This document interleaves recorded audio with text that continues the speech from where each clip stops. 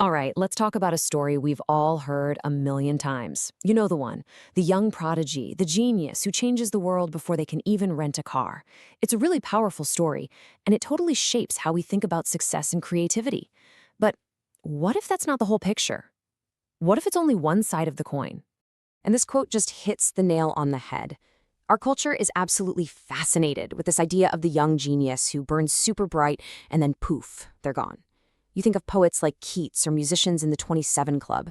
It's a romantic idea, for sure, but it's also a really limiting way to look at what a life of achievement can be. And, this isn't just some cultural fairy tale. For a long time, it's actually been backed up by some academic research. For years, studies would lump all kinds of different creative people into one big data pot.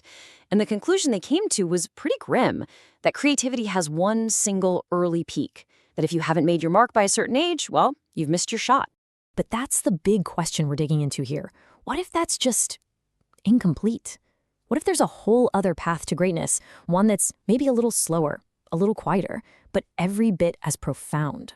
Because, let's be honest, the best way to bust a myth isn't with a theory, it's with real life. It's with the stories of people who looked at that timeline and just defied it.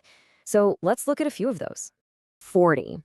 At 40 years old, Vera Wang pretty much felt like it was over. I mean, think about it. She'd failed at her dream of being an Olympic figure skater.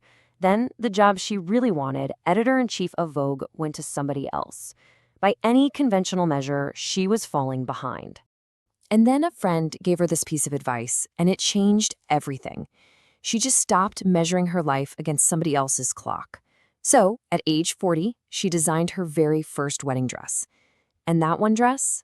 Well, it turned into a boutique, which then turned into a global fashion empire. Okay, how about another number? 78. That's the age Anna Mary Robertson first started painting. Now, you almost certainly know her by her other name, Grandma Moses. And she only picked up a paintbrush because arthritis was making her old hobby, embroidery, too painful. What's so amazing when you look at this timeline is the sheer scale of her career, which started when she was almost 80. This wasn't just a brief little flash. It was a full-on 23-year journey. She gets discovered at 80, she's a TV star at 95, and she's still painting after her 100th birthday. If that doesn't prove that your creative life has no expiration date, I don't know what does. So, these stories are incredibly inspiring, right? But here's the key. They are not just outliers. They're not just feel-good exceptions to the rule. They actually point to a fundamental scientific truth about the way innovation really works. Turns out, there are two very distinct paths to creativity. So first up, you've got the conceptual innovator. This is our classic young genius. These are the folks who work with big, new ideas. They make these bold, sudden breakthroughs, and they often do their most revolutionary work early on, before they've gotten too bogged down by the established rules. But then you have the experimental innovator. This is our late bloomer. And they don't start with some grand theory. Nope. They work by tinkering, by practicing, through trial and error. Their genius isn't a sudden lightning bolt. It's the slow, steady accumulation of wisdom and skill and insight that's built up over decades. And this comparison just lays out the difference perfectly. On one side, you have Orson Welles, who completely changed filmmaking at just 26 years old. That's a classic conceptual leap. On the other side, you've got someone like Alfred Hitchcock, who directed what many people call his absolute masterpiece, Vertigo, when he was 59, after a whole lifetime of honing his craft. Two different paths, two different timelines, both leading to something truly iconic. And here's the most important point of all. One of these paths is not better than the other. It's not a competition. We absolutely need the radical new ideas of the young geniuses and the deep accumulated wisdom of the late bloomers. Any healthy field, whether it's science or art or business, needs both. What's really cool is that these two patterns, they aren't just human things. We can actually see these same blueprints for growth reflected all around us in the natural world. Just take a look at the century plant. For decades, we're talking 25 to 30 years, it just sits there, patiently gathering energy. You wouldn't even notice it.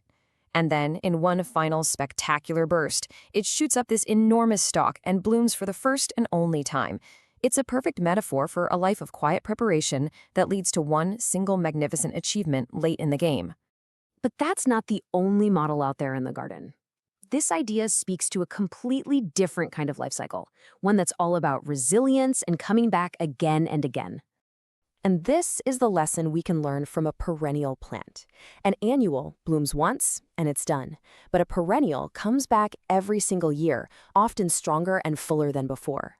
Its roots get deeper over time, which makes it more resilient, and those quiet winter seasons when it looks like nothing is happening, that's not wasted time. That's an essential period of rest and preparation. It's a beautiful model for a life of continuous growth. So at the heart of all these different stories, Vera Wang, Grandma Moses, the century plant, the perennial, is this one simple truth. Growth is so often happening where we can't see it, under the surface, for a long, long time before we ever see the results. Patience isn't just about waiting around, it's about actively trusting the process. So, what does all of this actually mean for us, for you and me?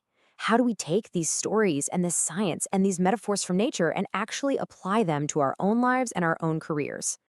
Well, it really just comes down to a shift in our perspective.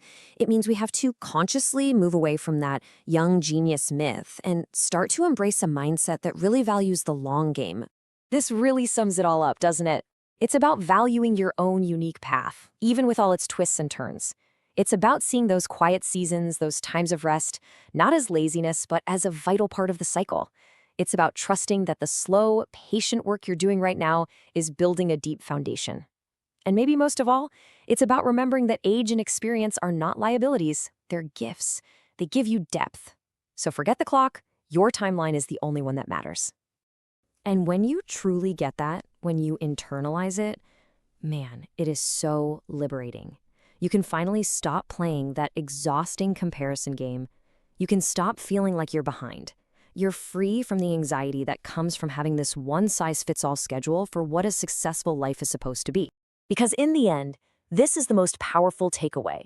The myth of the young genius implies there's a deadline, but the reality of the late bloomer proves there isn't one. It proves that it's never, ever too late to start doing your most important work. So I'll leave you with this to think about.